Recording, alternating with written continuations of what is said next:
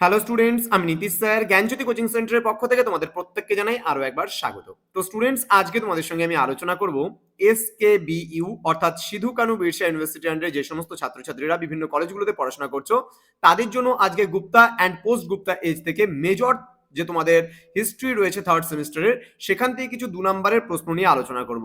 ক্লাসটি শুরু করার পূর্বে তোমাদেরকে বলে রাখি, যারা এখনো চ্যানেলটিকে সাবস্ক্রাইব করনি তারা অবশ্যই চ্যানেলটিকে সাবস্ক্রাইব করে পাশে থাকা বেল আইকন অল প্রেস করে দাও, যাতে নেক্সট টাইম থেকে কোনো ভিডিও আপলোড করলে তার নোটিফিকেশন তুমি সবার আগে পেতে পারো।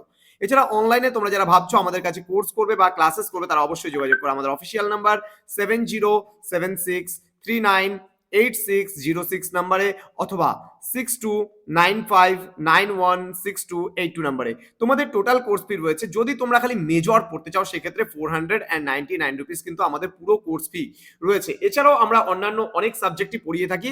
তোমাদের প্যাকেজিং সিস্টেম কিন্তু রয়েছে মাত্র 499 যারা এসকেবিইউ এর আন্ডারে রয়েছে।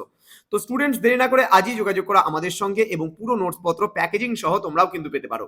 চলো শুরু করছি আজকের ক্লাসটা। কিছু 2 নম্বরের গুরুত্বপূর্ণ প্রশ্ন। ভারতের ইতিহাসে ভারতীয় নেপোলিয়ান কাকে এবং কেন বলা হয়? নেপোলিয়ান, ভারতের নেপোলিয়ান কাকে এবং কেন বলা হয়? দেখো, অসাধারণ রণপাণ্ডিত্য প্রদর্শন করে গুপ্ত বংশীয় সম্রাট সমুদ্রগুপ্ত উত্তরাধিকার সূত্রে প্রাপ্ত তার ক্ষুদ্র রাজ্যকে প্রায় সর্বভারতীয় সাম্রাজ্যের চরিত্র প্রদান করেছিলেন। রাজ্য বিজয়ে তার ব্যাপক সাফল্যের জন্যই কিন্তু ডক্টর ভিনসেন্ট স্মিথ সমুদ্রগুপ্তকে কিন্তু ভারতীয় নেপোলিয়ান বলে বা নেপোলিয়ান অফ ইন্ডিয়া বলে কিন্তু তিনি আখ্যায়িত করেছেন। তাহলে এটা 2 নম্বরের জন্য খুবই গুরুত্বপূর্ণ একটা প্রশ্ন। পরবর্তী প্রশ্ন, উত্তর ও দক্ষিণ ভারতের কতজন রাজাকে সমুদ্রগুপ্ত পরাজিত করেছিলেন? খুব গুরুত্বপূর্ণ একটি প্রশ্ন। এলাহাবাদ প্রশস্তি থেকে, সমুদ্রগুপ্তের যে সভাকবি ছিল হরিসেন, সেই হরিসেনের এলাহাবাদ প্রশস্তি থেকে আমরা জানতে পারি সমুদ্রগুপ্ত উত্তর ভারতের 9 জন রাজাকে এবং দক্ষিণ ভারতের 12 জন রাজাকে কিন্তু তিনি পরাজিত করেছিলেন। তাছাড়া মধ্য ভারতের তিনি আটবিক রাজ্য জয় করেছিলেন। সমুদ্রগুপ্তের পরাক্রমে ভীত হয়ে তার সাম্রাজ্যের সীমান্তবর্তী 5টি রাজ্যের নৃপতি ও 9টি উপজাতীয় প্রজাতন্ত্র তার প্রতি বশ্যতা জ্ঞাপন কিন্তু করেছিল।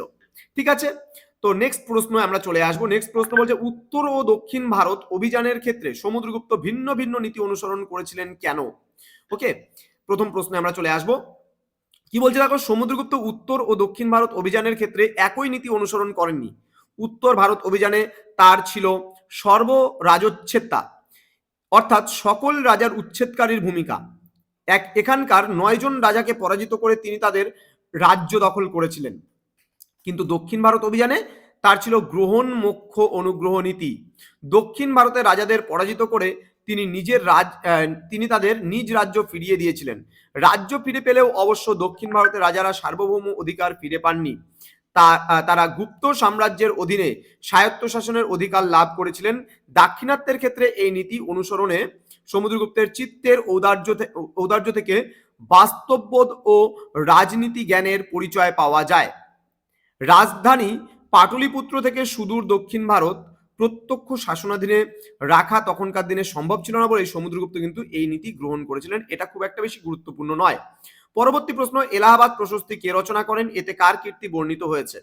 এলাহাবাদ প্রশস্তি রচনা করেছিল সমুদ্রগুপ্তের সভাকবি হরিসেন। এলাহাবাদে অশোকের শিলাস্তম্ভের ওপর খোদিত এই লিপিতে সমুদ্রগুপ্তের দিগ্বিজয়ের কাহিনী কিন্তু বর্ণিত রয়েছে।